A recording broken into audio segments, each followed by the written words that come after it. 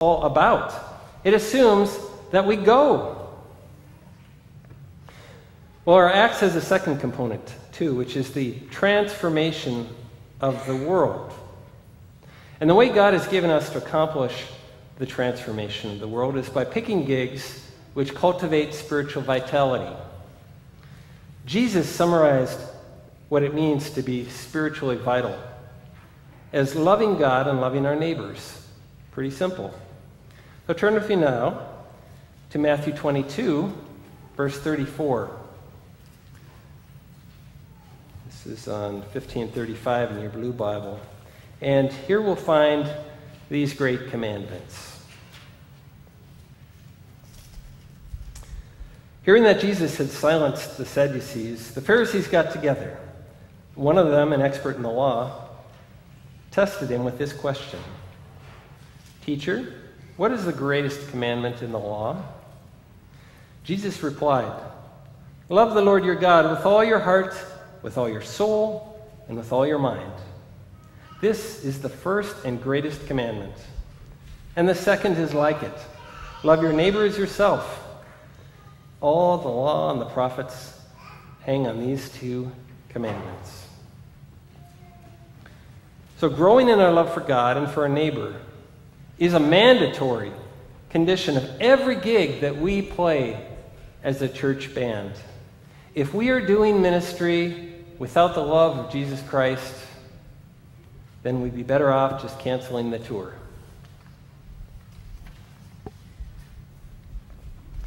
Well, in July, I was introduced to Guitar Hero, a video game in which players compete for cash and the adoration of fans by strumming notes on plastic guitars like this. You push these buttons and strum this strummer, and if you're really good, you use the whammy bar to get extra points.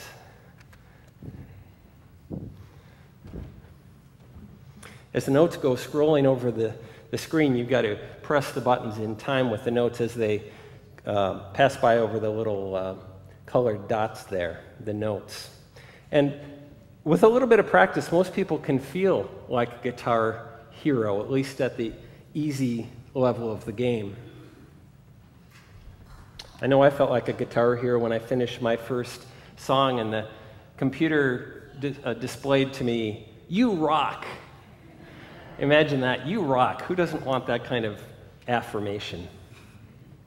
But then reality intruded as my 15-year-old daughter, Carolyn, picked up her guitar and proceeded to blow my score out of the water on the medium skill level. And if that wasn't enough, then my 17-year-old son, Wes, ripped off some licks at the expert level. But it was watching Brady Plum exercise his axe at astonishing speeds and accuracy that convinced me that it was all a pipe dream after all. I never really will be a 40-something guitar hero. My synapses just aren't fast enough anymore to do that. So it's a good thing I've got a day job. And it's a good thing I've got a better axe than this plastic Les Paul guitar that came with the Guitar Hero game. I've got an axe that really rocks, making disciples of Jesus Christ for the transformation of the world. Well, there's some things I've learned from my very limited Guitar Hero experience that I think can help in our Christian gigs. The first is that rock stars aren't born heroes. The truth is that rock stars start out usually as ordinary people, and ordinary people can become, if not rock stars, then at least better guitar players. But they need to persevere to make it. In Guitar Hero, no amount of innate talent leads someone to make it. Every Guitar Hero wannabe has to grind through the career screens, unlock the songs, defeat the challenges, and put in the hours of practice that it requires to become proficient.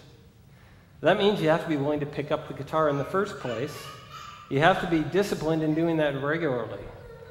And you know what? The same thing applies to our Christian lives. In this morning's earlier reading from Hebrews, we heard about Moses, who really was an ordinary person who became a hero of the faith by consistently choosing to be obedient to God. Not in one single gig of glory, but really over many years of going where God asked him to go and when God asked him to go.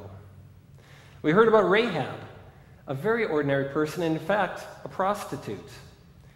She became a hero of the faith, not by performing a miraculous feat in front of thousands of people, but by simply being obedient and sheltering 2 Israelite spies when God led her to do that. And for both Rahab and for Moses, the real power behind their stardom was not their performance, it was their faith in God. The same faith that each of us is invited to share in today as well. Each of us has within us the makings of a rock star for Jesus. But if we want to be a hero of the faith, we have to do the hard work of discipleship. We have to pick up our Christian acts and engage in acts of discipleship that build our faith and that transform the world. Coming to worship every week is a good start for faith building. Congratulations, you're here today. You rock. Praying at home, reading your Bible, good idea. Rally Sunday's coming up, September 13th, less than a month away. So be looking for new groups that are starting up, new mission projects, other ways to grow in your discipleship. The confirmation program this year has been completely retooled. It's going to be a 4-year program instead of a 2-year program. It's going to be more flexible. It's got greater potential than ever to unlock the faith heroes in our youth. I'm excited about it. But talk to me or talk to Colin to find out about what that's about. And by the way, Colin is hosting a Guitar Hero 5 tournament at the State of Being Coffee House up in Andover, across the street from our second worship site. It's on September 12th. It's a way to meet new people and to invite people to worship on Rally Sunday. I think it's a good choice of gigs, and you might want to consider being a part of that. Well, coming back to Guitar Hero,